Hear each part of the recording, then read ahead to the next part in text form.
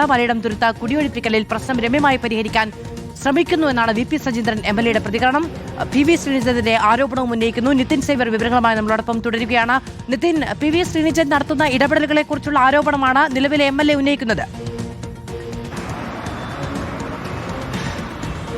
തീർച്ചയായും ഈ വിഷയം രമ്യമായി പരിഹരിക്കാൻ അല്ലെങ്കിൽ കുടിയൊഴിപ്പിക്കലിന് 2 ആഴ്ചത്തെ സമയമാണ് കോടതിയിൽ നിന്ന് ലഭിച്ചിട്ടുള്ളത്. ഇതിനുള്ളിൽ തന്നെ ഈ പ്രശ്നത്തിൽ ഒരു സമവായത്തിലെത്താനാണ് സർക്കാർ ശ്രമിക്കുന്നതെന്നാണ് പി വി ശ്രീനിജൻ പറയുന്നത്. നേരത്തെ കളക്ടറേറ്റിൽ വെച്ച് ഇതുമായി ബന്ധപ്പെട്ടുള്ള യോഗം നടന്നിരുന്നു. മന്ത്രി റോജി അഗസ്റ്റിന്റെ നേതൃത്വത്തിൽ ഇതിനൊരു യോഗം നടന്നിരുന്നു. പക്ഷേ റോജി എം ജോണിന്റെ നേതൃത്വത്തിൽ ഇതിനൊരു യോഗം ചേർന്നിരുന്നു. പക്ഷേ ഇതിലൊന്നും തന്നെ ഒരു തീരുമാനം നിലവിലായിട്ടില്ല എന്നാണ് മനസ്സിലാക്കുന്നത്. പക്ഷേ എല്ലാ ശ്രമവും സർക്കാർ നടത്തുന്നുണ്ട്. പക്ഷേ അതിനിടെ CPM ഇതുമായി ബന്ധപ്പെട്ട് വലിയ തോതിലുള്ള ഒരു കുത്തിത്തിരിപ്പ് ഉണ്ടാക്കാൻ ശ്രമിക്കുന്നുവെന്നാണ് വി പി സജീന്ദ്രൻ പറയുന്നത്. പ്രത്യേകിച്ച് പി വി ശ്രീനിജൻ മുൻ എംഎൽഎയുടെ പേരെടുത്ത് തന്നെ അദ്ദേഹം പറയുന്നുണ്ട്.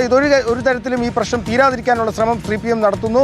പ്രത്യേകിച്ച് സ്ഥലം ഉടമകളോട് ഈ പരാതിയിൽ നിന്ന് പുറകോട്ട് ഒരിക്കലും പോകരുത്, പരാതിയിൽ ഉറച്ചു നിൽക്കണം, നിങ്ങളുടെ സ്ഥലം നിങ്ങൾക്ക് അവകാശപ്പെട്ട സ്ഥലത്ത് നിന്ന് പോകരുതെന്ന് സ്ഥലം ഉടമകളോട് ആളെ വിട്ട് പറയുന്നതിനൊപ്പം തന്നെ പട്ടികജാതി കുടുംബങ്ങളോട് വന്ന് നിങ്ങളുടെ സ്ഥലമാണ്, നിങ്ങൾ ഇവിടെ നിന്നും ഒരു കാരണവശാലും ഒഴിഞ്ഞു കൊടുക്കരുതെന്ന് പറയുന്നു. അങ്ങനെ രണ്ടിടത്തും നിൽക്കുന്ന കുമ്പിടിയുടെ റോളാണ് നിലവിൽ പി വി ശ്രീനിജൻ ചെയ്യുന്നതെന്നാണ് വി പി സജീന്ദ്രൻ എംഎൽഎ നിലവിൽ ആക്ഷേപിക്കുന്നത്. ഒപ്പം തന്നെ ഇതിൽ പോലീസിന്റെ ആക്ഷനെതിരെയും അദ്ദേഹത്തിന് പരാതിയുണ്ട്, അല്ലെങ്കിൽ ഇതിൽ ഗൂഢാലോചന നടന്നിട്ടുണ്ടെന്നാണ് പറയുന്നത്. പി വി ശ്രീനിജന്റെ ഫോൺ രേഖകളടക്കം പരിശോധിക്കണം. അന്ന് ആ സമയം ഈ പോലീസ് ആക്ഷൻ ഉണ്ടാകുന്നതിന് തൊട്ട് മുമ്പ് അദ്ദേഹം ആരെയൊക്കെയാണ് വിളിച്ചിട്ടുള്ളതെന്ന കാര്യത്തിൽ പരിശോധന നടത്തണം, ഏതൊക്കെ പോലീസ് ഉദ്യോഗസ്ഥരെ വിളിച്ചിട്ടുള്ള കാര്യത്തിൽ പരിശോധന നടക്കണമോ അടക്കമുള്ള കാര്യങ്ങൾ വി പി സജീന്ദ്രൻ എംഎൽഎ പറയുന്നുണ്ട്. ഇതിൽ കൃത്യമായി സർക്കാർ ഇടപെടൽ നടത്തുന്നുണ്ടെന്നാണ് അദ്ദേഹം പറയുന്നത്.